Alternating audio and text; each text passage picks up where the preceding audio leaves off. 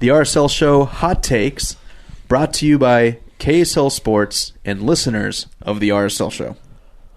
From Nate Otterstrom. Other than the obvious Pablo, Fallout, and bring in a DP striker and CDM, I think Demir is the best as a super sub, and Luna needs to be given the chance to consistently start at the 10. Drunitsky. RSL should be owned by the individual, not by the individual, but by the fans.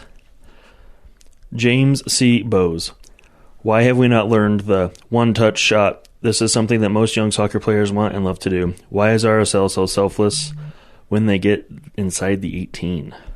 Eric Walker. Pablo needs a better tactical approach than play hard for each other.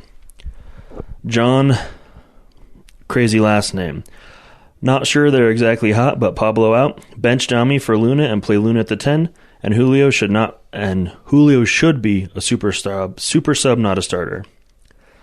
Brock. Tired of your team? Want your mom to be proud of you again? Here's your chance. For the next 6 hours, we're accepting all ex-RSL fans to become LAFC fans. No questions asked.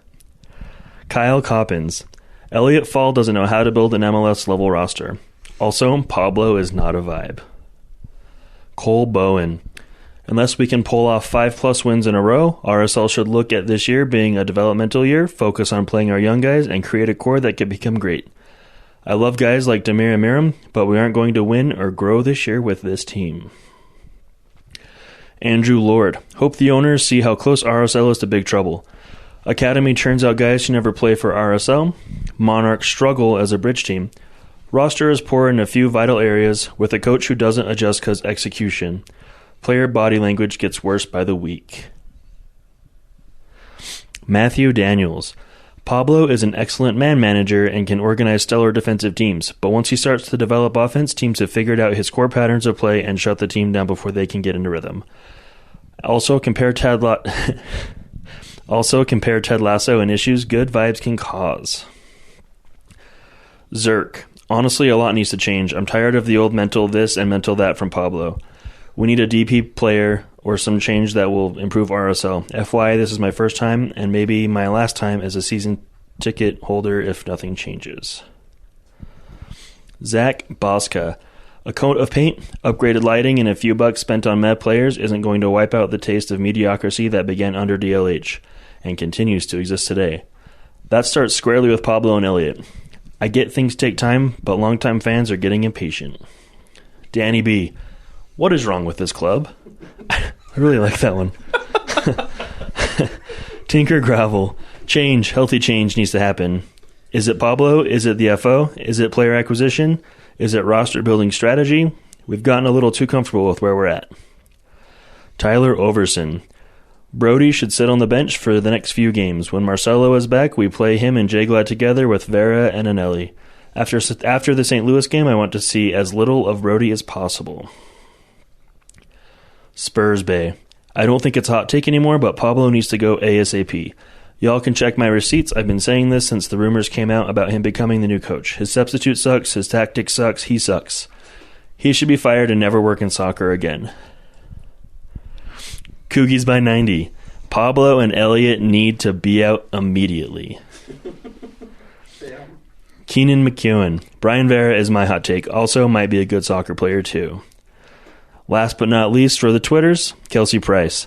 Zava would be an excellent addition to the RSL lineup.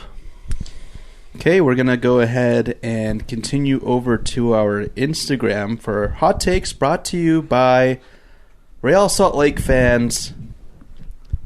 Obviously not too happy. All right, please stay tuned. I'm going to read the Instagram comments. Here we go. All right. So, there's a few. A lot of people not pleased. Miss Cates says, Real Salt Lake should fire the girl who runs the Twitter account. E. Beckstrand. If Pablo isn't on probation, he should be. When mediocrity is the highlight of his time, here there's a problem. I don't support a revolving door of coaches like Chelsea, but this isn't working. Doc Jeezy.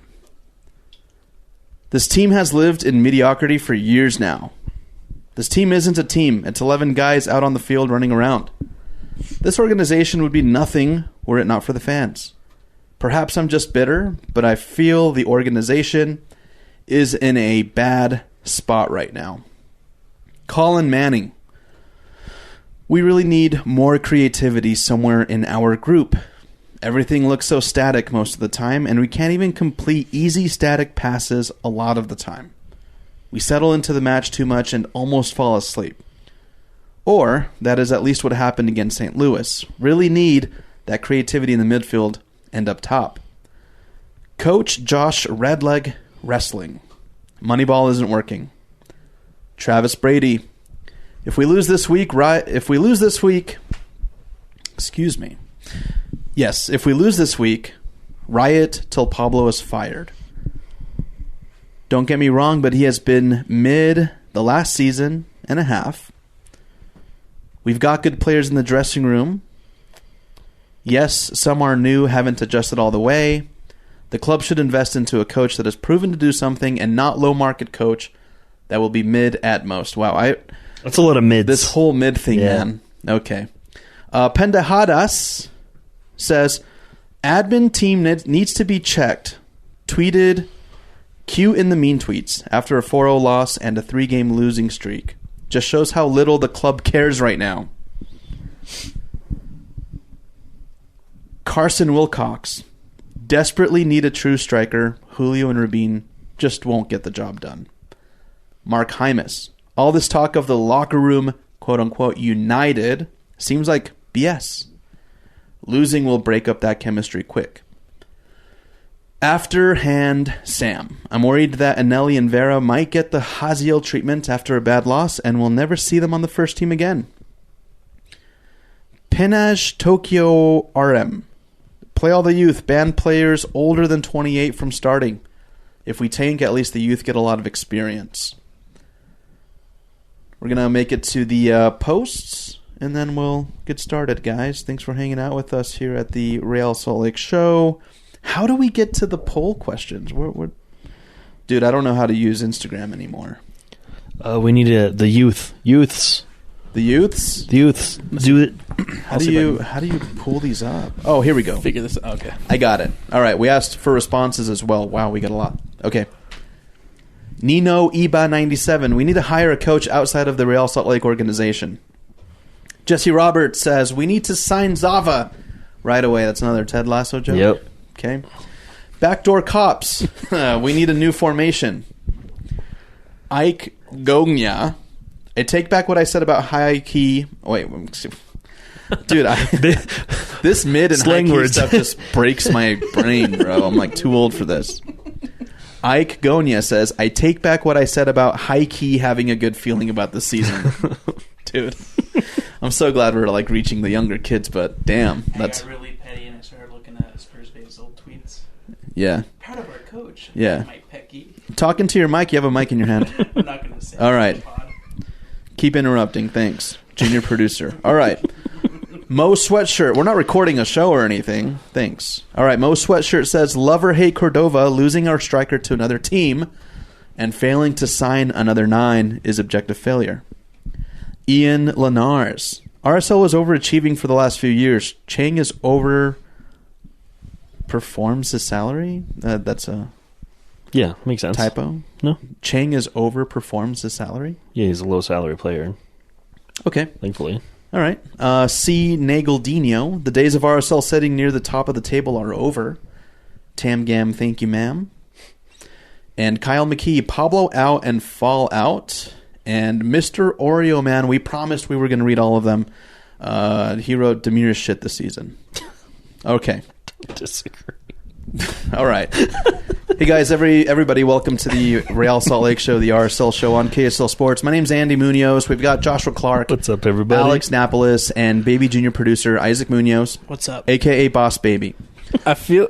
You ever see the videos on like SNL where like the celebrities are reading the mean tweets? That's 100% what that felt like. Really? We're just in there reading the mean tweets. But it's like not directed towards us. Don't give the admin any more ideas, man. Yeah. No, man, if we see a RSL mean tweets video from RSL's TikTok. I'm gonna come for royalties. Yeah. Listen, I will say this. Real Salt Lake's a professional organization. It's a team in the Major League Soccer. All right, Deloy. The Major League Soccers. Get out of here, man. I can't talk. There's a lot of people who love this club. They follow it. For some, it makes or breaks their week when the result comes out. And, you know, I'm good for trolls. Like, I love trolling. I mean, you are a troll, so it makes sense. I am a troll. But when your team gets pounded at home, when you're 6-26, when you're losing matches under new ownership, and you're asked to believe, and you're asked to come to the stadium and sell out and show up early and support till you die, and then the Real Salt Lake tweets mocks you, just kind of basically mocks you. It felt very condescending. A lot of the tweets, a lot of them are actually, a lot of them are, and it's not to say it's on one person, but you know, generally, Twitter accounts adapt a tone that have been set in play by somebody who was there prior. Maybe somebody overtook it. We've seen an evolution in the way that these social media accounts are handled. We all know who is at the helm. We know maybe where the tones are established. But all I'm going to say is just read the room. Just read your fan base. At the end of the day, people care about this club. You may not care about this club, but people do. And I'm not one to say, hey, you should tweet this way and tweet that way. But just understand that outside of the media, people love this club, and they might, I don't know, they might feel it differently than we do. We don't care. Yeah. You could do whatever you want. As the media, we troll, we do all these things. But at the end of the day, I think when you start directing it towards your own fans, it's a little cringy. It's a little cringe. Yeah. A little bit. And it's not like people didn't notice. It wasn't like one or two people pointed it out.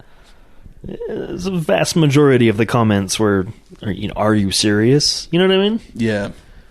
Of course there's going to be mean tweets. Yeah. They'll suck. You deserve it. Yeah. Yeah. If your team sucks that bad, that hard, at home, I think it's warranted. Yeah. But, you know, it's dicey because you don't want to tell people how to do their job, but then also it's like, come on. Like, let's, think about... Yeah, common sense here. Read the room a little bit. I don't know which one was more embarrassing, the cue the mean tweets or the...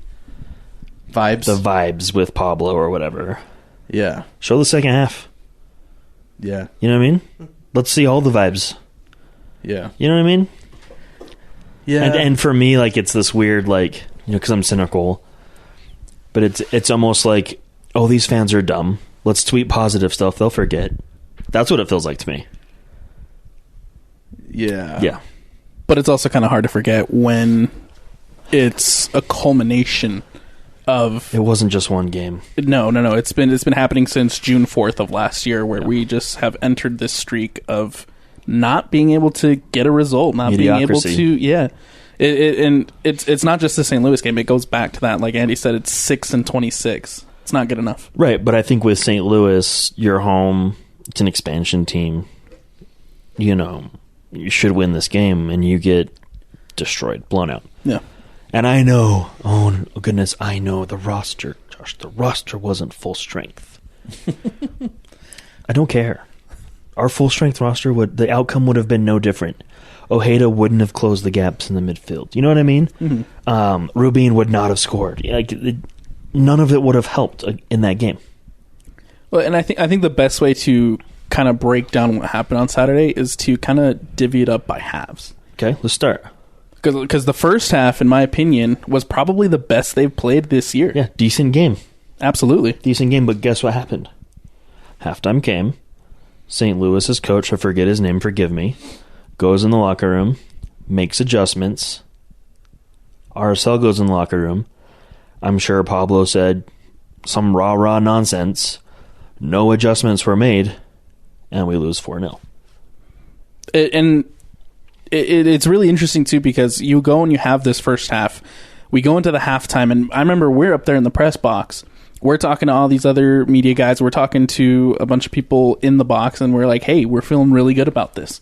They had a good performance. Mm-hmm. The second half, we can probably go out there and get the win. And then immediately, I think a minute and a half into that second half, we were barely settled in, man. Exactly. You go and you concede that right off the bat, and you can just feel the whatever hope was in that stadium lingering, gone. Oh, the collective deflation of the stadium was palpable. Yeah. And honestly, after one goal, the fan base has such little faith in you that people started leaving after the first goal. Not to mention how empty it was by the fourth goal. We wanted to get hot takes. We went over to J-Dug's. There was no one left in the stadium. Yeah. You know what I mean? It was empty. And like I said, it's just the culmination of the results that we've been seeing in the last, almost, like I said, since June 4th of last year. Yeah. It's like the St. Louis result was the straw that kind of broke the fan base's faith. Yeah. Exactly. I think it was anyway. Yeah, so I think, as a club, Real Salt Lake, it's stupid because this club's motto has always been on to the next. Whenever we're severely let down, it's on to the next. Right. And I like that mentality because, I like it for myself personally when I'm like, if you've hit a rut, it's like on to the next. But like Alex said, when it's just a pattern of mediocrity and this club really hasn't achieved anything great aside from maybe, making like the Western Conference final. Out of sheer luck, let's be honest. Out of sheer luck. It's when you go back and you visit that stat, 6-26. That's damning. It's bad. Yeah. And it's, it goes back to the tweet that we got of the dude who was excited to get season tickets for the first time ever and is now contemplating never buying season tickets again because the entertainment value or the investment that you would think Real Salt Lake would bring you just isn't there. And then when it's met with tweets from distasteful tweets from the actual club account, you're mad and we don't care. Exactly. When it's met with that, you're just starting to then add layers where, okay, well, shoot, as fans of this club or as media who follows this club, if you don't care, why the hell should we care? Exactly. And how many, I was contacted by 3 or 4 different people basically telling me that the way the tweets were coming across and whatnot and some other things with social media, that they refuse to even go to games because they find it like disturbing in ways. And I think that's a problem. Absolutely is a problem. That's a big problem. Are you kidding me? Your social media team's keeping people from showing up? Yeah. That's scary. It is. It is. And I'm not like just trying to talk smack here. Like I legitimately was contacted by people. Same. This isn't just me talking to talk. It's a real thing. Yeah. So it's very touchy ground because as somebody who creates content professionally for a national company, if I were to do something like that at my 9-to-5, my career, and it was reflecting that poorly on people who love your brand, to the point where now you've got proof of people saying, hey, I don't want to go to games. I don't care to go to games because of the tones that the club's putting out. Mm-hmm. That's a problem. Yeah. It's a major problem. And I don't care how awesome people might think somebody is. It's just it's an opportunity to look at the response, and it's an opportunity to adjust. I would hope that they would adjust the tone, because I hope someone's clearly, talked to someone and said, let's not do that again. Yeah, because clearly it's so off-putting. And I'm not gonna lie. It was off-putting to me too. And I sent a screenshot immediately to you guys and was like, the hell is this? it's off-putting. It's not representative of the Real Salt Lake that I supported growing up. And maybe that's just a very boomer thing to say, but you expect more. Right. Just how Real Salt Lake expects more out of their fan base. We expect more out of them. It's a mutual Respect. relationship. Yep. It's a mutual respect. Yep. And I think that when you start disrespecting the one thing that matters the most, when you remove soccer, it's the fans, the fandom, the people who are paying for your product. When you start to disrespect them, that's a big problem. That also, like, if I'm a player and I see that coming from my club, I can't imagine Demir agrees with that. You know what I mean? I would hope not. I can't imagine the players are like, yeah, they'll get over it. You know what I mean? There's no way. Yeah. So maybe it's trendy. I mean, I get the trolling thing. I get the trolling thing. I feel like they're trying to be like the Wendy's account that, you know those accounts that like will say something mean to someone that's complaining to them on Twitter. I get it, but that's not the way to go. It's not the way to go at, like, you say cue the mean tweets from Colorado fans after you beat them. You know, not to your own people. No. It's just distasteful, irritating. dude. Let's rub the salt in the wound gross. of our own fans. Yeah, it's gross. Yeah. It's gross. And It's not a good look. And sure, like, it's gotta suck being that admin, just getting blown up. But you know what? You don't have to reply. Or You don't even have to read it. or be factual. Yeah. Say, And yes, hey, we lost. We lost. Here's the score line. 4-0. On to the next one. Hey, thank you to the fans who stuck it to the end. That's Yeah. it. Boom. You don't need to throw salt back. No. It's oh my god. It's Because- crazy. It's crazy. And, like, It's crazy. that's not gonna cue less mean tweets. You is- just made it worse for yourself. Exactly. You have the king of trolls, myself. I'm the king of trolls. Literally saying to another troll, Too much. don't do that. It's too much. Too much. Isn't that, You guys pushed it too far. See that line? You crossed it. I mean, I want to give them the benefit of the doubt, right? Because, like, you're going to get mean tweets Shut up, no Isaac. matter what. Dude, the admin cannot win. No, if you think about it. But my I'm thing just- is, as the admin, it is not your job to read every single tweet that gets replied to you. You post. And I think what That's Isaac, it. I think what Isaac's trying to say is just there's a time and a place for it. Exactly. And after a After you 4-0 get loss destroyed at at home, it's not, and you're just inviting that negativity in your replies because you're posting that towards the fans. yeah. Yeah.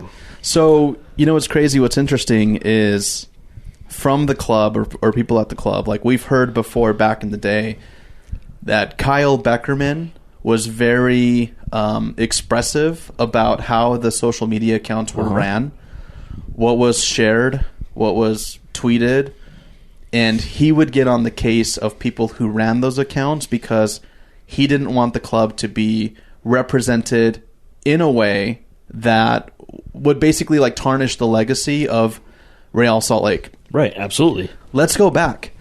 Let's peel it back a little bit. Jump in the way, way back machine.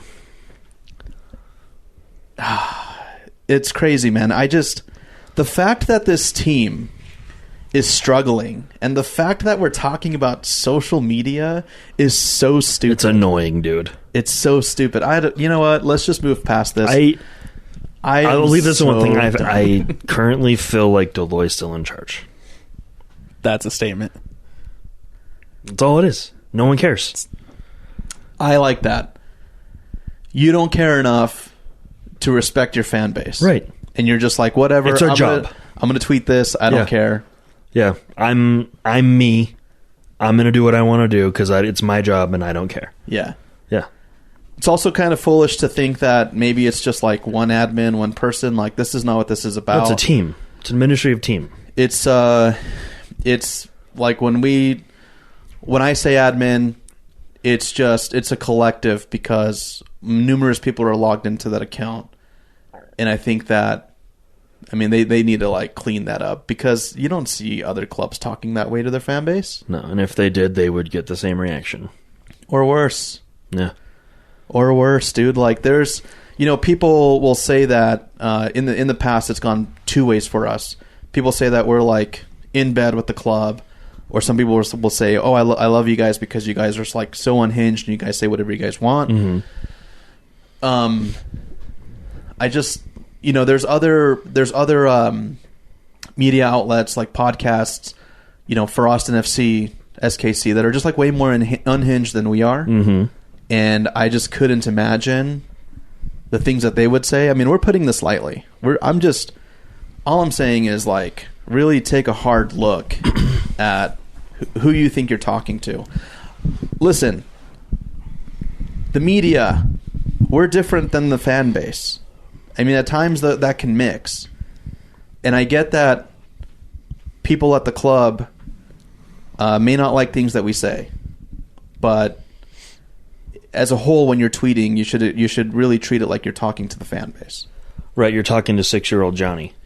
You know what I mean? Exactly. Bro, can you imagine just being like a young kid and you love this club and you're starting to like understand and you're like on Twitter and then suddenly your favorite club's like telling you to go kick rocks. Yes. But we'll see you next week. Be on time, be early, be loud, be proud. I don't know. Maybe we're making this a big deal, but this is the first time that I've had people who I haven't heard from literally in years, or like reach out to me on IG DMs and be like, "Yo, what the hell is this? Yeah. Like, what is this? Yeah, is this a joke that we don't know about?" Yeah. I had someone ask if this was a weird inside joke. No, it's not. No. It's just, that's crazy, dude. And so, listen, oh my God, please don't treat social media accounts like they're your personal accounts. For the love of God. This is a Real Salt Lake account. Please treat it like a soccer account, please. Yeah. That's it. And enough of Justin Glad. So, Alex. Let's talk. Let's talk about the post game. Yeah, what do you want to know? Obviously it was... Hang on, stop. Okay. Do we sound like boomers, Alex and Isaac? Do we sound like boomers? No, absolutely not. No, you guys are like very, very justified. Because like the more I'm thinking about it, the more I'm like, yeah, that makes a lot of sense, and it sucks that they would tweet something like that. Right, you expect that from your rival team. Right. Yeah. I had people in Isaac's age group who are like 7 years younger than me, 8 years younger than me, also reaching out and being like, "Yo, like, what is this?" Or from the comments that you saw, like, "Hey, like F this. Like, I'm not cool with this." Right? Oh, go read the replies to, and honestly, I think some of the tweets were deleted because there was more than two. There was a couple that I read that was kind of weird, but the replies were not a majority like, "Oh yeah, here comes mean people." It was all mean people. Yeah. So you know what I mean? I just want to make sure, because I'm afraid of sounding like an old person. Yes, I understand that Josh and I are getting older, and like maybe the world and the perspective has changed. But I mean, dude, like, you wouldn't see the Utah Jazz tweeting like that to their fan base. You'd hope not. You would never see it. Yeah, because they've got standards, yo. All right. Anyway, continue on. I vaguely remember Pablo saying something about, if you don't score the first goal, mentalities change. I take an issue with that. What is your grievance with that? Well, what have we needed for the last, 10 years? Probably a true number 9. Yeah, a goal scorer, right? Yeah. No wonder why we're not scoring the goals first, my guys. Look, I went into that presser after the game, and I asked him 3 questions. And I feel like the answer to all 3 of those questions were, we need to score goals. Which is great. We do. Yeah. We absolutely do. There's 100% obvious answer. No denying that. Yes. But I more so wanted to know how. Yeah. What is the plan on how we're going to get those goals? Right. And that's kind of what my second question was leading into. I asked him what was kind of the lessons that he's learned from this team so far in the first 4 games. And again, it was just, we need to score goals. And yeah, we need to score goals. But how? Right, but how are you going to get the service into the box? How are you going to close that gap behind your attack? How are you going to get Demir scoring again? How are you going to get any kind of productivity? A free kick. I'll take a free kick. You know what I mean? And then it goes even deeper. Why have we not signed a striker? We know we need one. You can't be telling me you're legitimately relying on Rubio Rubin, who, great guy, right? Just scored for his national team, right? But in MLS, not scoring goals, Yeah. right? Damir Kreilach, who we all love and adore, but he's 34 now, right? Just missed an entire season with a back injury, and that's not his natural position, right? And they've basically come out and said, we're playing two strikers now. We're playing a 4-4-2, but we're not playing a 4-4-2. Not in lineup we are, but in tactics we aren't. No, and hence the exposed space, exactly. Hence the counterattacks, hence not winning, Yeah. right? Our fullbacks are getting overloaded. There's no one protecting our center backs. It's absurd, and we're not seeing any adjustments. We don't have the players to play this style. You need a defensive midfielder for this if you want to do it, right? We just don't have it. So why are we continuing to do this? Why, this hurts me. Why is Damir starting? Yeah. It's hurting us. I agree with you. He should be coming off the bench. Just fresh off the injury and not being involved with it, and then adding the new pieces. Right, and it doesn't fit the formation, right? Like, why are we doing this? Just, save him. I mean, I maybe we were putting too much belief into Damir Kreilach because I am one of those, but clearly it's just not doing anything for us at this point. Well, don't get me wrong. I adore Damir. Yes. But I don't like the fact that the FO has used him as an excuse to not go sign a difference maker. Yeah. Right? Well, it makes zero sense to me, and it really just it leads me to believe there's bigger issues, right? Also, we're not doing well. Why are we not playing the kids? I know Anelli played, right? Injuries. That's why he played. Yes. Why have we not seen Gavin Beaver's minutes, right? Why are we not seeing some of these other young guys get some time? And we're just watching these aging players go fail. Yeah. They're not being supported with younger guys. They're not being played in positions that suit them well. They're not being adjusted tactically to win a game. It's Pablo's way or the highway, it seems, and it's clearly obvious he has his guys that he's getting minutes to. It's clearly obvious that's not changing anytime soon. And it's clearly obvious that without a miracle or us suddenly clicking and figuring out what we're doing, we're not going to win games this year. Yeah.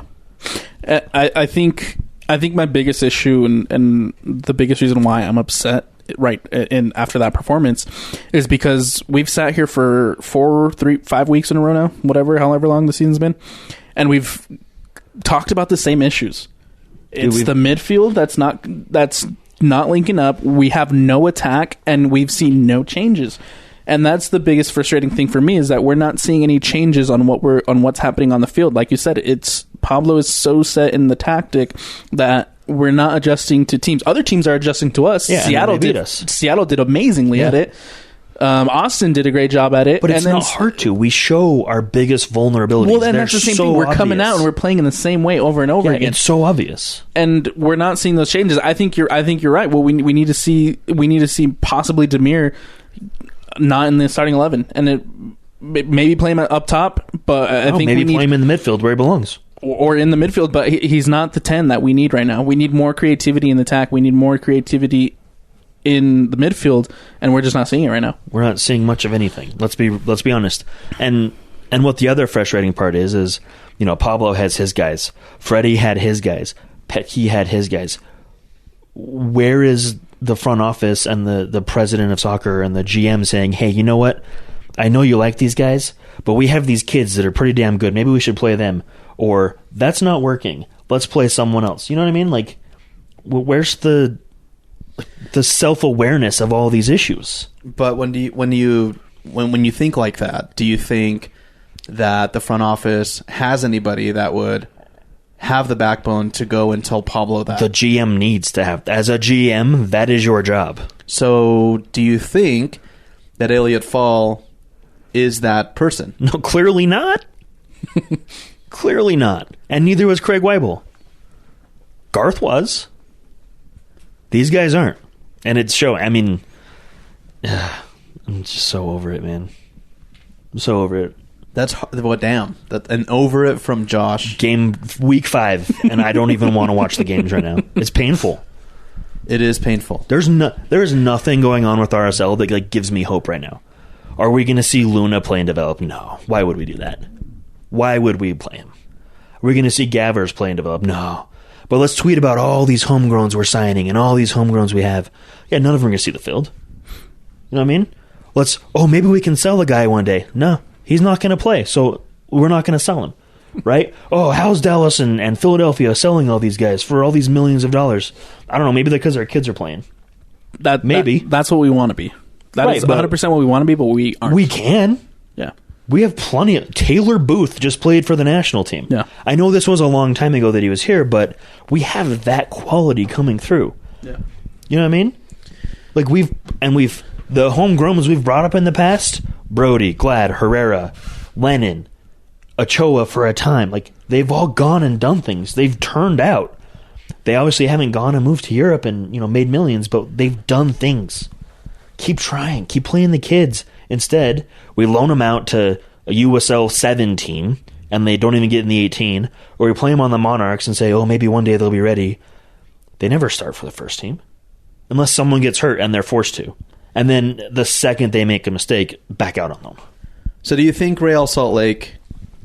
It sounds like the FO has a... How do I word this? They're afraid to take risks. Would you say that assessment is right? That's what it feels like. But being afraid is not paying off for them. I don't know how you can look at yourself being 6-26 and be like, guys, we're doing a pretty damn good job. Rah, rah. How the alarm bells aren't going off. How we went through an entire offseason and didn't fill 2 huge positions we needed. Are you telling me we don't even have to buy someone, but you're telling me in all of the Blitzer clubs there's not like a semi-decent striker that needs minutes or a semi-decent CDM that needs some minutes? Yeah. Loan them over. Like, what's going on? We have these international spots from trades. We have all this GAM and TAM just sitting there. Yeah. And one thing that was announced was the MLS All-Star DC. We have 0 All-Stars this year, guaranteed. That's what I was going to get to, is how crazy is it that we don't even have... sure, from like a veteran status or like, hey, let's just throw this name in there because we know they're not going to get selected in the voting. We might have 1 or 2 of those, but we don't even have, I feel, an MLS All-Star-esque roster player right now. Alex, do you feel maybe Brian Vera, honestly. But he just got here. You know what I mean? He was impressive. I'll give him that. He was impressive. But who's going to the All-Star game? Justin Glad with his goal-scoring lead in the team right now? And that's going to be what? Would that be like the second year where we don't have... We had Demir last year. 2 years ago. Sorry, it's been 2 years. Ago, yeah. Yeah, 2 years ago. Because we didn't have any representation. We didn't have anyone last year. Yeah, we didn't have anything last year in Minnesota. And don't get me wrong, it's rare that we do have someone, right? It's rare. But usually there's someone that we're like, he's... if he didn't play for Salt Lake, he'd be an All-Star. There's no one this year. Not a single player that I would be like, he deserves it. Nah. Yeah. And, this is, to be clear, I don't think that we're going... one thing that I haven't really heard much of is putting the blame on certain players. Because, one thing that stood out from the last match was the pass back that led to a goal from Pablo Ruiz, but I don't even fault Pablo Ruiz with that. You had no options. At that point you can't. And I think that's telling that the problem on the field isn't so much the players than it's how they're set up. Exactly. It's how they're lined up. I guess that's the same as setup. It's the coaching and it's the players available for selection. I don't think the system that we're playing right now is suiting the quality and the talent that we do have Absolutely on this roster. We have 74 wingers and some creative midfielders, and we're playing with inverted outside backs in a 4-4-2 with no center defensive midfielder. We're literally shooting the ball over the top and hoping Demir and whoever's up there with him. So we have a right winger, 1 forward that doesn't score, and Demir playing in our forward positions. 1 forward, an 8, and a right wing. Those are our forwards. And the top goal scorer, is it Justin Glad? Still. Justin Glad, yeah. When was the last time we scored a goal? Austin. Early or late first half of Austin. Justin Glad. Yeah. It's a mess. It's a mess. Pathetic, dude. I like that. That's the right word, pathetic. And I know, I might hear from some people being like, hey, no, it's not fair. No, it's fair. And so I'm done, dude. We were so patient with Pecky. We were so patient with Freddie. we've been patient with Pablo, but from the top down, RSL is not getting taken care of. Well, I mean, and just last week we were talking about the bus, right?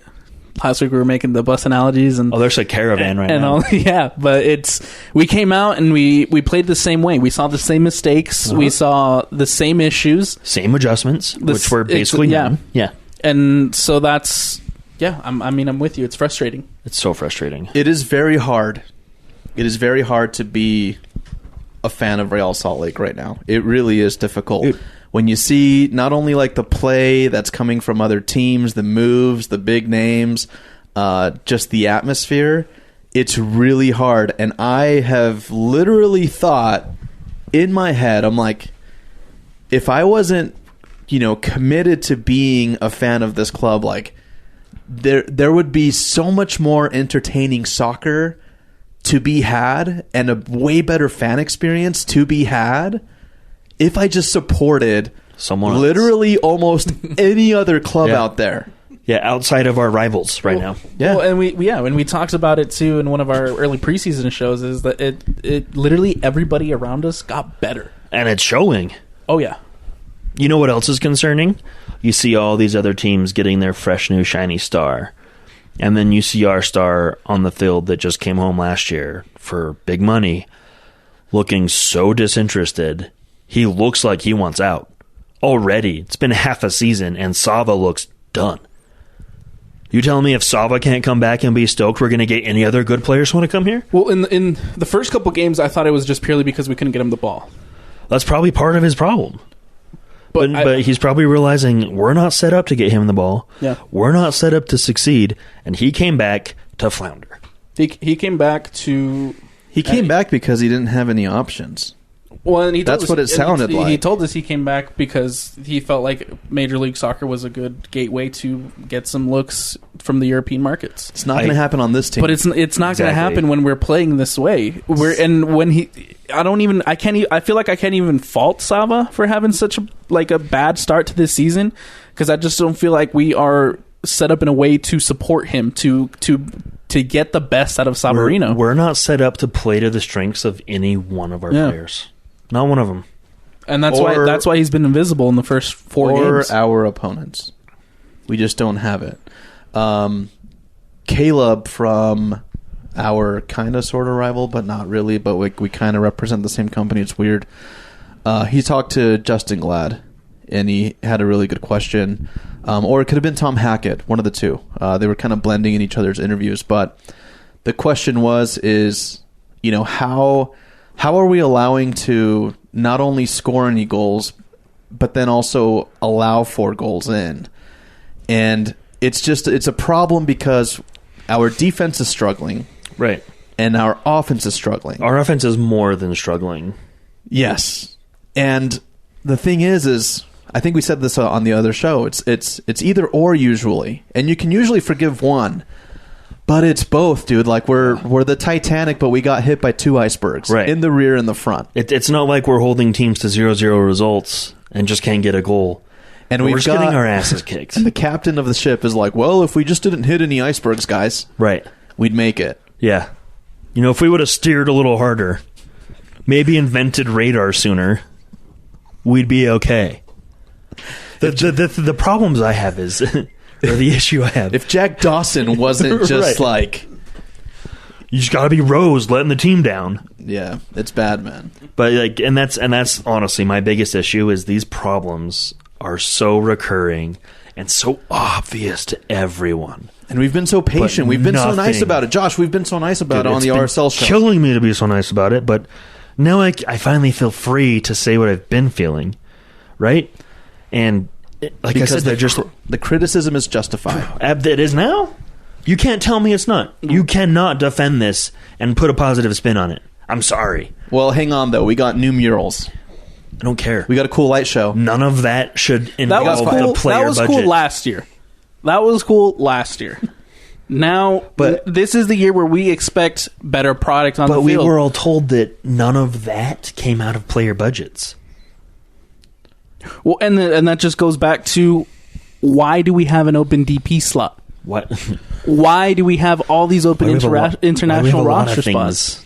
We just, why can't we sign a striker? I know it's got to be a hard job finding one, but like, we can't find one. Look, and I don't want to hear the small market excuse. I don't either. It's Major League Soccer. Young guys with futures want to come to Major League Soccer right now. Bro, we ain't small market, dude. Have you seen rent prices? We're paying out the ass like it's California, bro. Yeah. We're like almost getting to New York price. Well, maybe not. Yeah. Well, I'm sorry. You know what I have mean. A huge TV viewership. Yeah. But yeah, it's, I don't know. If SKC can sign a guy like Alan Pulido or attract even interest from Cristiano Ronaldo, yeah. like, I know it's a small market, it's a little harder, but like, it's doable. It's doable. Well, I'll even go as far as to say is to look back at like Philadelphia a couple years ago when they were considered a small market.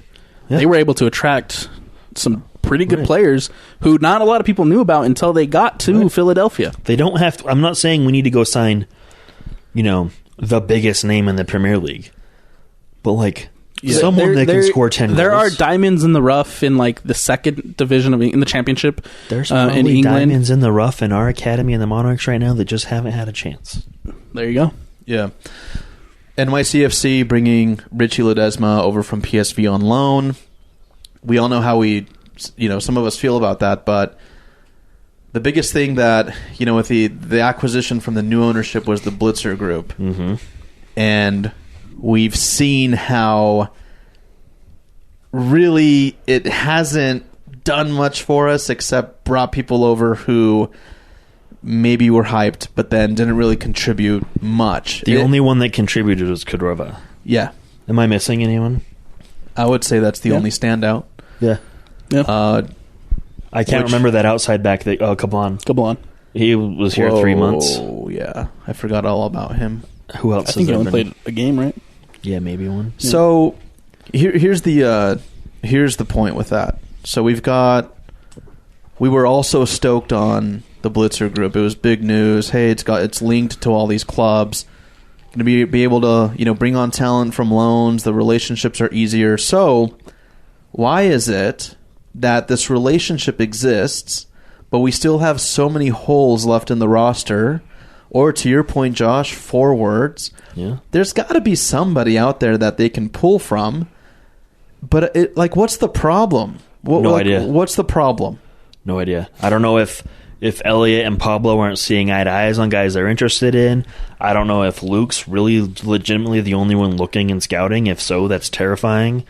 I don't know if the ownership's just flat out refusing to spend money, but that can't be true because they brought in Andres Gomez for a record transfer, right? Who looks like he may turn out he's going to come good, right? He's at bright spots. It's the players, and like you said earlier, Andy, like the players themselves aren't the problem.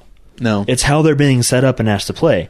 Yeah. So there are bright spots. I do believe that this is a good roster still, but the two big holes are problems, and the young guys not playing are problems, and really the biggest problem is the guys at the top leading these guys at the bottom on the field. I'm going to go as far as to say is that we need an entire spine right now.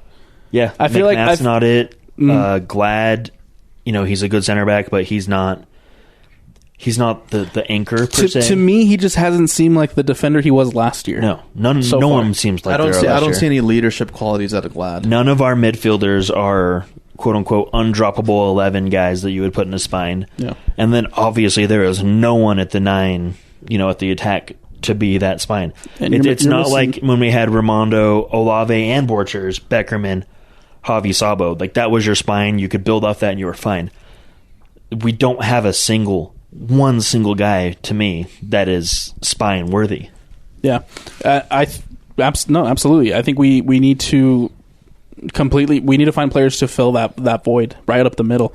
We're not building any attack through the middle. Teams are just tearing us up right down the middle. Dude, I feel like it's a freeway, dude. Freeway to the goal. Exactly. And I want to believe that Pablo Ruiz is going to step up and make a change. I want to believe that Diego Luna can come in and make a change.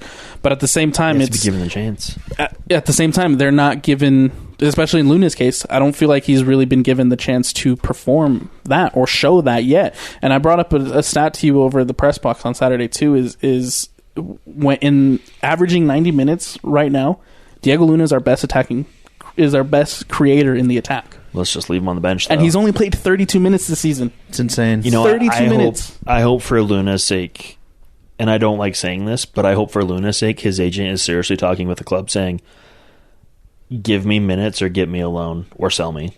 We can't ruin his career letting him sit on the bench. He's a good player. He's young. He should be one of the guys that, all of the MLS is talking about because he's out there doing his thing. Instead, he's put in a defensive role late in the game and still producing attacking creativity. It's so irritating, man. Yeah. But this is my other fear, and I'm just going to say it because it's on my mind. We're going to go to Columbus and get a result just just because it's going to piss us off. You know what I mean? It'll be a spite result. I don't know, though, man. I don't think so either. But that's historically that's what happens. But then you see 6 for 20 out of 26, and you're like, probably not. But and then I also want to take historics away for a minute because historically we've been good at bouncing back from losses under Pablo Mastroeni. Not at home though. The home losses, that's new. But no, this is all new. This is all coming in. That's why I want to throw away the stats. Oh yeah. That's why I want to throw away the stats now because it seems as though we're on a 3-game losing streak. So you're saying a reverse trajectory because last year we started off hot, then fizzled out. So you're thinking fizzle or suck in the beginning and then get hot and make a run towards the end. I don't see a run this year, man. I'm usually the guy that's I hope so. That'd be cool. But I just don't, unless there's some major change in the formation, a major change when it comes to a signing. They're not going to fire Elliott. They're not going to fire Pablo. If they do, it'll be after summer. We're going to be stuck with them for a while. It's weird how people in the organization just feel untouchable. It's so weird. That's an issue. It's great for job security if you are those people. And I like the people at the FO, but also it's, to my point, it's with any other club or any other teams, you're always seeing a shift. It's literally any other sports organization in sports in the history of any league, hockey, basketball, baseball, football. If you're 6-26 and you're starting the season off how you are now and your key players or key pieces just isn't moving the needle and everyone's unhappy, how do people still have jobs? I just don't understand it. Maybe it's the benefit of being that small market. You're under the radar, right? I know we hate saying small market, but flying under the radar, being okay with mediocrity. Maybe that's just the advantage of being off the radar is that you can suck and you can have your job and everything's happy-go-lucky. And you just keep saying on to the next one. Well, and I want to counter that by saying, look at European leagues. Even the Burnleys, the Leeds, the bottom feeders, the teams battling relegation. If you're 6-26 in Europe, you're gone. Oh, you're on your second or third coach by now. Exactly. Yeah. It's why they're calling old players to come back and coach, right? Yeah. I don't want to say get fire Pablo because I don't think I'm on 100% there yet. Ooh. That's weird that you're not there yet. We need to incite change. We say this because we believe that like Josh said, this is a good roster. These are good players. We got some really interesting talent here, but it's not being utilized in the way it needs to be used. Yeah, I'm not if you are a player listening to this, I'm not coming after you personally, man. Nah, dude. I think you're getting done dirty. You're getting shafted, man. Your career is in not the greatest of hands. Honestly, though, I feel that way. Honestly. If you're Sava, do you want to be here right now? This can't be a good look for you going to Europe. If you're Luna. And if you're a friend of an athlete, you'd be like, hey, dude, maybe... You guys kind of suck. You should try to get dial up your agent, bro. Go check out... you know what I mean? Yeah. Go play for Dynamo at this point. Dynamo are actually good. There you go. And Ben Olsen's coaching them. What's going on? Dude, it's so bad. Bro. They're okay. They're not good. They actually they just won a game. So yeah. Hey, they won. You know who I'll counter with this though, and I'll say San Jose. Yeah, but San Jose, their issues have been different because they do bring in players. Well, and then here's the thing too is they've brought in players, they've made coaching changes, but this offseason was a little bit different because they actually cleared house. Yeah, they looked at the front office and they said we need to change this, and this. They brought in key components. They started rebuilding that roster, and I think San Jose is onto something right now. Yeah, I've always loved the Earthquakes, dude. I've always loved them just because of Wondolowski back in the day. But we can agree that they've been an okay team for many years. Yeah, of course, man. Yeah, well, dude, Real Salt Lake's been an okay team, but as soon as like somebody spat out that 6-26, like it really put it into perspective, and it's like it's settled, right? Yeah, but see that. So our mentality coming into this, right? We weren't necessarily 6-26. We were probably 3-26. No, we were 5-20 something, right? Yeah, 5-25. But it didn't feel that way. And I think it's because, like we were talking about earlier, we'll get that result or two, and we'll all start having faith again. You know what I mean? Like, we just got into this weird pattern. Bro, you also didn't have the club being like, yo, shut up. Like, right. Well, this is okay. We weren't getting demolished at home and that on top of it, right? Like, now it's just like there seems like there's no sunshine. It's like you're making us pay attention, and now you're drawing the wrong kind of attention. And it kind of sucks to say this 5 games into the season, but this Saturday's game just feels so pivotal to the season that we're going to have.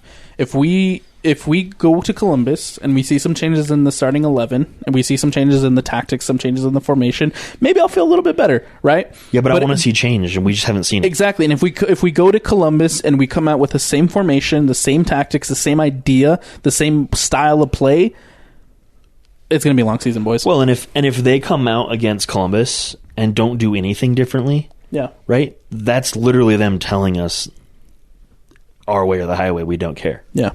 So, and I'm not going to accept if they go there and hunker back formation either, right? I want to see a radical change in the formation. I want to see a radical change in how we attack. Not just let's go sit back and try to get a draw in Columbus and right the ship. No. Go out there and get after it. Play the kids. Score a goal, man. Like something. Yeah, so I, at this point, would love... I would love to see RSL win, but it's got to be like a dominating win to get the trust and get the quote-unquote vibes back. Okay? Like, we got to go in there and just absolutely demolish this team. It's going to be more than one, too. It needs to be a few. Yeah, you can't just win one game. That's what I'm saying. Yeah. Well, actually, I think I understood you wrong. I thought you were talking in terms of goals. No, if we go into Columbus and score 6 goals, I'll be like, cool, that was cool. It's going to be 6?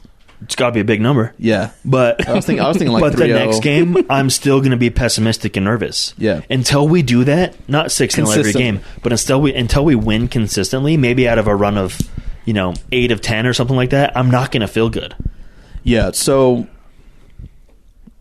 I need to see a win in Columbus to be won back.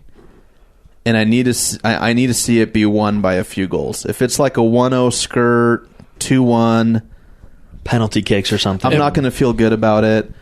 But what I think this club needs, what this club needs for the good of the club and like the future, and to really get just the gears spinning, they need to get their ass kicked again.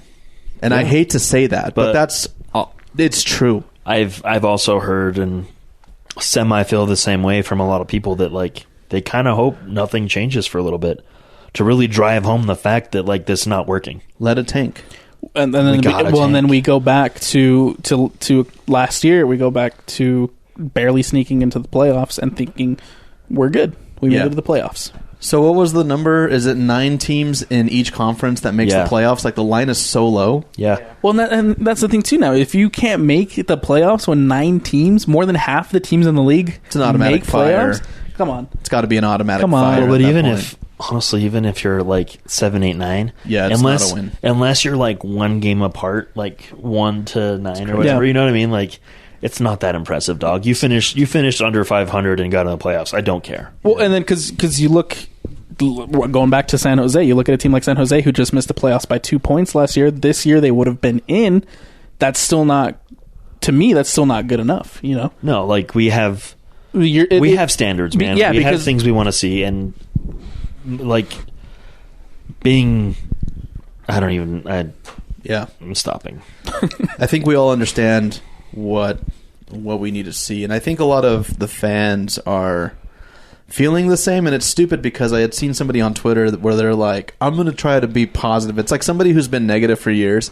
Now all of a sudden they're like, hey, you know what? I'm going to try to be positive about all of this. I mean, we did that for a little bit. I know, but they chose just like the worst time. It's like we always kind of knew the asteroid was in the distance, you know, and we were kind of like, let's be positive, maybe it'll miss us. But this person on Twitter was like, you can clearly see the asteroid, and it's like entered like in the your atmosphere, face, and you're like, oh, I'll be positive now, you know. Yeah. Listen, I like it. Which way you roll, guys, RSL fans, whether you want to see the team bounce back, and hey, maybe that's what it is. Maybe we're starting the season off horribly to have a powerful end. I hope it's that way. But however you're feeling, I think is justified on both sides. And if you're upset as much as we are about just everything, minus the players, which is crazy because usually it's on the players' backs.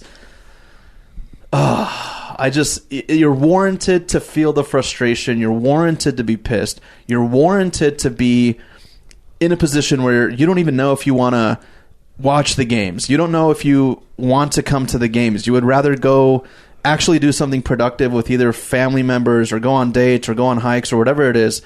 You don't want to buy season tickets. You want to leave the stadium empty. 100% justified right now. But it's also justified if you want to be positive and you want to go. There's no wrong answer here. But my plea is like, let's not try to tell each other how to feel right now. You know what I mean? I think the funniest thing I saw on Twitter leading up to this recording was a person who was saying to be positive because we're 4 games into the season. And yeah, we're 4 games into the season. Right, but again, we could be pumped in 6 months. Exactly. But again, I feel like this has just been building up because of how bad we ended last season. Right. Well, and it also, I think, for a lot of us, it gives us a little bit of PTSD from Kassar. It gives us a little PTSD from Picky. Gives us a little PTSD from Freddie. You know what I mean? Like, it's not like we haven't been through this song and dance before. There's been plenty of seasons. I remember when we needed a center back terribly because Wingert was playing center back for some reason because everyone was hurt. You know what I mean? Like, there's always been a need in a position with coaches we've had that have not been performing, that have been stuck with their guys and stuck with their formations. It's like a recurring pattern. And I think we all see it. No, absolutely. Very cool. With that, I would like to conclude. We're at about an hour. That was a quick hour. It's been an hour, yeah. Whoa. Isaac, what do you think? Sorry, man. My head just hurts, dude. After hearing all this stuff, I can't even. I want to swear. He's speechless. I want to swear. He wants to do the swears. Yeah. He's so mad. Andy, are you impressed we've done this without just popping off with swears? Yeah, of course, man. Yeah, you guys are doing great. Let's go around the league to some teams that actually had exciting soccer.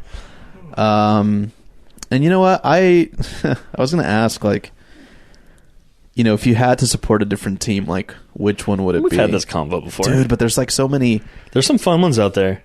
But I think, like, right now, man, at, you know, the growth of this city and the soccer fans that are, you know, being created daily and the people that are moving here who have an opportunity to really fall in love with Real Salt Lake and to fall in love with the backdrop of the mountains and to fall in love with like the warm summer feel of a night game at America First Field. Like, you have all those opportunities to pull those people in and create a new fan base. We're just missing them. We need to go back to delivering a good product and then also just treat the fans with respect. You're not going to win over fans by being this gross troll on the internet. I'm sorry. Maybe it works for the RSL show, but I don't think it's going to work for Real Salt Lake. Let's talk about some soccer across the league. Let's start with the recap of Week 5. Week 5 of Major League Soccer. So Portland and Galaxy full-time 0-0. Snooze fest. I mean, at least we're not the only ones that suck. Dude, Portland look rough. So does LA, dude. Really, really just nothing. We got Charlotte, New York Red Bulls. No one really cares about those guys. 1-1. Orlando City beating Philadelphia 2-1. Kind of a surprise, honestly, because it's in Philly. Their long home winning streak busted right there. I think Philly's more focused on Champions League. Yeah, they're Seattle of last year. Yeah, pretty much. We've got New England over DC 2-1. Gustavo Bo with a screamer of a goal. Which also, New England, kind of good this year. Yeah. Right. I'm sure Bobby Wood's pumped to be there, honestly. Yeah. Yes. And then, oh man, Columbus Crew 6-1 over Atlanta United, bro. Who's Just been a hot. score fest. I think, to me, that's the most surprising result. I mean, yes, every one of these games we can use but international players excuse, but to beat Atlanta, who's hot, 6-1, that's... Oh man, that's just a fresh ass whipping coming to Real And not Salt to Lake. mention, like, the guys that scored for Columbus, was a lot of their kids. Christian Yeah. Ramirez with a brace. Who's been linked to RSL a few times, who, I'm going to say, not high on, glad we didn't sign him, but another striker that was linked that we didn't get after. I would have taken a Christian Ramirez. Same, would've but I taken also, like, really want something more, right? But... Yeah, I mean, yeah, that's... Christian Ramirez is like getting another Bobby Wood, Yeah. or Ruby Rubin, right? Like, could come good, could not. So Well, and the only reason Christian's even playing right now is because Cucho's out. yeah, He's injured. So It's crazy. Dude, 6-1 without Cucho. yeah, All right. Chicago, beating Inter Miami 3-2. They did a win, dude. Yeah, they did a win. Miami Stadium just looks sad. Just wait till they get messy, bro. It's Well, going to be nuts. Well, but it's like a temporary stadium, Yeah, their new stadium looks crazy. right? Once it's open, but like the temporary one, it's such a weird look, man. It's a Yeah. USL stadium. But you know what looks worse? Chicago at home, dude. 5,000 people in an NFL stadium just looks rough. Yeah. FC Cincinnati 1-0 over Nashville. This makes me so happy. Seattle Sounders, Jordan Morris just absolutely pounding Sporting KC, just taking it home to Cavincio or however you say his name. I'm so sick of seeing that guy. He's everywhere, man. He's everywhere. Good for him, but damn, can you imagine? You get that much exposure and your favorite club is SKC. I think that's why he Well, got I this mean, big, yeah. It would be like if we got big exposure and our favorite club was RSL. It's no different. It's right all now. love, though. It's all love for that Yeah. guy. I think he does a great job. No, but I would be Bro, I hate that Jordan Morris scored all the goals. Like, you know, no, I love that, dude. it's my least favorite Sounder scoring all the goals, but I'm like, all right. I know, but dude, like all the shit that Jordan Morris got for not going to Europe Yeah. and staying here, and then you were thinking that okay, he's going to fizzle out, and for a while he did, but to come back and score 4-1 Yeah, it's pretty in cool. the MLS Apple TV era when it's just getting hot, dude. 4-1 away in SKC is just incredible, and he deserves all the credit in the world. And they should gift him whatever. Who's the sponsor at Seattle? Some hospital. They should give him all the free health care forever, dude. 4-1, bro. All the insulin. Did you guys see what Vermes said? At least I don't know it verbatim, but he basically said like we're not playing to win right now. What? Or something that's like right, that. dude. Yeah. Yeah, he said something that was like so sacrilegious to like it's, dude. I think the paradigm shifted. Like something shifted where all of a sudden, like Peter Vermees just doesn't care about winning anymore. Right. Jordan Morris gets really good. Real Salt Lake's in the tanker. Like Damir Krylock's like not good anymore. No, I'm kidding. No, but his career is obviously at the tail end. I know. You know? I love him. But no Let's not hate go on there. Demir. I don't Never, want- yeah. ever, bro. Demir, you're like KB5 status, bro. Yep. Like you're Ramondo status. You're already up there. Listen, I saw that and I was like, what is going on? I had no here? words because it's not like It's not the Vermees of old. right. Well, and it's not even like he's like, oh, we're going to develop the kids and that's all that matters. No, it's just like he's like, we're injured, whatever. I was like, wow, It's crazy. Well, and would you rather have Peter Vermees saying he doesn't care about winning, or would you rather have Pablo saying that we need to score more goals? At least Peter Vermees has won them some cups and won and been good. And I would been, respect Pablo if he said, I don't care about winning. If he would have said that in the presser, I'd be like, okay. Okay, I can get behind that because then at least you know where he's coming from. Because I'm getting really sick of hearing about, sometimes the ball just doesn't bounce your way or, you got to score goals to win. Like the generic like coaching mumbo jumbo. Like I would rather hear his real thoughts than the PR answer, which if you read more comments in other places, people are also sick of. I want him to address the problem. Yeah. It's very obvious we need to score a goal to win. Yeah. Don't tell me that. Yeah. Identify the issue and tell me what you think the issue is. Yeah. Maybe I'm less pissed off right now.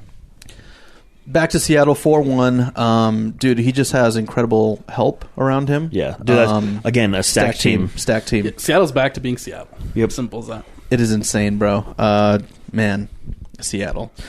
Just stealing everything RSL, the colors, the kids, everything. All right, cool. Austin FC versus Colorado 1-1. A fan base that is pretty pissed is also Austin FC. But I would go as far to say that Austin FC is, they're experiencing their little rut, and they're kind of feeling, you're all of a sudden, like, you're not doing excellent things. You're not going far into the league. Like, you're not getting your wins right away. You're suddenly not like the super impressive shiny new guy anymore. Yeah, exactly. Yep. So it's a little bit of a slice of a humble pie, but if I was Austin FC, I just wouldn't be that. Like, if I was in their fan base, I wouldn't be that. I don't know, man. Like, getting eliminated by losing to a Haitian semi-pro team twice and then drawing Colorado. Okay, yeah. That's pretty rough. A little bit there. I was about to say, just purely that loss to Violette just leaves this big old stain on Austin. Yeah. Well, and honestly, like, if we lose to Colorado or SKC, everyone's on Pablo out. You know what I mean? Yeah. Houston Dynamo 1-0 over New York City. Who got the goal? Do we know? They're number 8. It was a penalty kick. Bossy. Was it? Penalty. Yeah. Oh, Bossy. Okay, I think he got a brace like a few games ago. I think so. Whatever. We'll go on to the Corey next Baird one. had to miss the howler. Yeah, Corey Baird living his best life. Dude, Corey Baird, I love seeing that. He's slowly turning into like that MLS journeyman, right? Right, the guy that never really does anything, but he's always there. And he's going to different clubs. Yeah. Like, good for you, dude. You got it's out. dope. You got out, bro, at the perfect time, man. Wow. Corey Baird, bro. All right.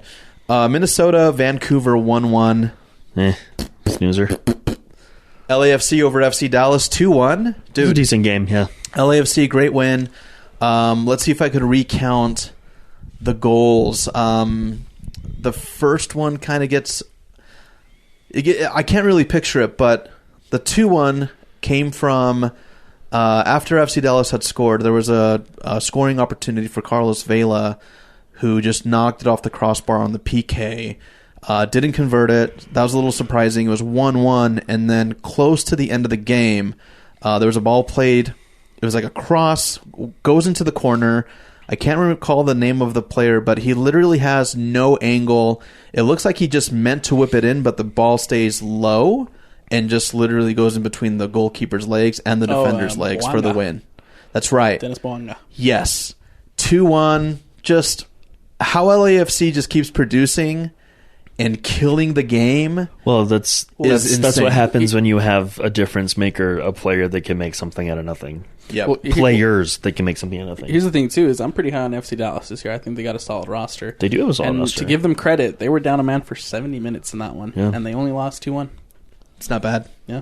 LAFC, though, always... I mean, it's crazy how they've just cemented themselves as one of the greats already.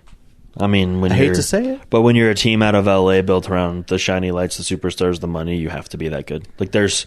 The expectation there is so high, you have to be. You literally had Gareth Bale, and then obviously Carlos Vela. Chicho Arango. Yeah. Well, what happened the one season they didn't make playoffs? They blew it up. All the whole coaching staff, gone. And meanwhile, we're like, yeah, just lose. It's cool, dude. And what, We'll keep paying ya. happens the next year? They win MLS Cup. Can you see that happening for Real Salt Lake ever? Right now. Depends on who they bring in. Yeah. Yeah, like, we can ask for, all these changes. We could ask for them to blow it up, right? But who's to say who they bring in to replace a GM or who they bring in to replace a coach? Well, you would just hope never that know. it's not an internal hire like we've been doing for the Like last the same decade. pattern, right? The Because if last it's the decade. same pattern, Last 10 years. then no one's happy. Yeah. It's stupid, bro. Like, if you look at it like, if you look at it like a company, like how a company is ran, it's Right. basically like, oh, hey, the CEO failed, so let's Here's the CFO. Yeah, here's the CFO, and let's just now. Well, who else has been here longer? Like, who can Olave, come you're in? ready. Yeah, You know what I mean? exactly. Actually, I'd love to see Olave be given an opportunity. If we're just this down, dude. I mean, he won a championship. I would rather see with I'd rather with see Monarchs. Javi. If we're gonna go for like an ex player, I'd rather see like a Javi, a Kyle. But Olave won with Monarchs. Yeah, but Olave's not doing anything with the young guys. Gotcha. San Jose, Toronto, 0-0 boring snooze fest game. Nothing happened in it, but I still love San Jose. And then the last match, St. Louis 4 over Real Salt Lake 0. I mean, 4-0. shout out St. Louis, bro. Yeah. You got to Klaus. You got to give him credit Dude, for he annoys the hell out of me, but good on for him. just coming in and 5-0, dude. Yeah, the best record for Best an inaugural season ever. for a You know, expansion I'd be very curious to see the spend on their roster, like how it's put together. Yeah. Because I can't imagine it's a huge budget. It's something RSL could easily do. It's hard, man. It's hard to wrap your mind around that. And honestly, so I was working a few matches, so I was watching the other matches while I was working, and then Real Salt Lake and St. Louis was just kind of on a different screen. But I remember like kind of clicking in, seeing like, you know, Twitter's reaction. I'm like, oh, they just scored 1-0. And then I literally like moved my attention for like 15 minutes, it felt like. And then I came back and it was like 4-0. Yeah, no, it was a meltdown. It was so bad. It was dude. a meltdown. It really just happened So over bad. the Yeah. span of like 15, 20 minutes. I love that. I do love that Real Salt Lake has to contractually post the highlights and then still pick like a save of the game. Yeah. How about you guys maybe a little bit of flexibility with? I get the MLS making you post, but as far as the sponsorships, like how about just writing a clause in there, literally Klaus, funny. Hey, if we get our asses kicked, how about we don't tweet a save of the game because it just looks stupid. Yeah. And I know that's not any fault of that, but anyways, guys, it's tough, it's rough, and we just wanted to give you guys the spotlight. Thank you guys for writing on all of the social media, Twitter, Instagram. I'm sure I haven't looked at the Salt Lake Till We Die group on Facebook. I'd love to, because they go pretty crazy. But yeah, Real Salt Lake, read the room. People are not happy, and maybe reassess. And stay salty.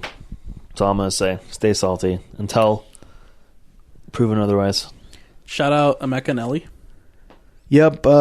If you guys have not seen or haven't looked at Instagram, go to our Instagram. Alex Napolis hooked up with Emeka Anelli.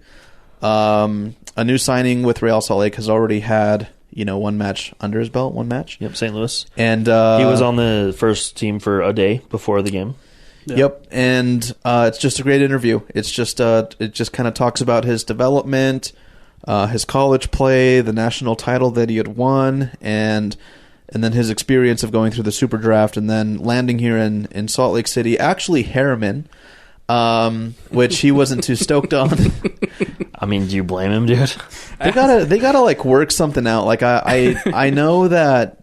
I mean, I don't know, but I assume that the whole Deloy Hansen deal still has them like maybe renting those units out there. It makes sense because it's close to the training facility, but the first impression is just always so important. And I think that if you barricade these dudes in Harriman and they're like 20-25 minutes from downtown, actually getting to see the city of Salt Lake, then their first impression is Harriman, which is literally just rocks and like Houses and like a movie theater. Maybe, I don't know, maybe rework that so that they'll want to stay. And I'm sure with time he will. But just a great level-headed dude. Alex killed it on the interview. And people are gunning for you, bro. They're on social media. They're like, remove his intern status. Look at his face. It's so smug right now. I didn't say anything. We will think about it. And Isaac, until somebody says, hey, Isaac should not be a junior producer anymore, then we'll... But like genuinely, not we'll just to get him. not just to get Alex's... If Isaac can get like 5 people to comment... that aren't his friends. That aren't his friends, then we'll do it. But that's it, guys. Anything else that we want to add before we close out? No, I feel a lot better now that I vented. I've been holding on to it since Saturday. It feels good to get it off my chest. Listen, guys, We love this club. We love this club. We've seen what they can do. We've seen what the social media team can do. We've seen what people at the FO could do. We've seen what the players can do. We love this team, but damn, are we frustrated. We wouldn't be this frustrated if we didn't love this team as much as we do. Exactly. There you go. Exactly. Tough love. Absolutely. Isaac knows all about that. Yeah, He does. I do. Alrighty, guys. Thanks for keeping it here. RSL Show on KSL Sports Network, the Real Salt Lake Show. Follow us on all of the social media outlets, and we'll be back with a new episode. We're going to reschedule with E-Rockalypse, by the way. For next week, right? Yeah, he was supposed to be on last week, but I was pretty sick, so we're going to get him on. I didn't want to bring him on to this episode because obviously we're so pissed. So we're going to bring the good vibes, the actual good vibes. E-Rockalypse is the DJ for Real Salt Lake, but also he's got such a long history of DJing with like U92, different stations, different events. Just a killer of a dude. And he has such a cool story. So make sure you guys come back for that one. And depending on how the Columbus result goes, we might have one episode where we mix with him, or we might do two. I don't know. Yeah, we'll see. We might be really happy or really upset. Keep it here, guys. RSL Show on KSL Sports.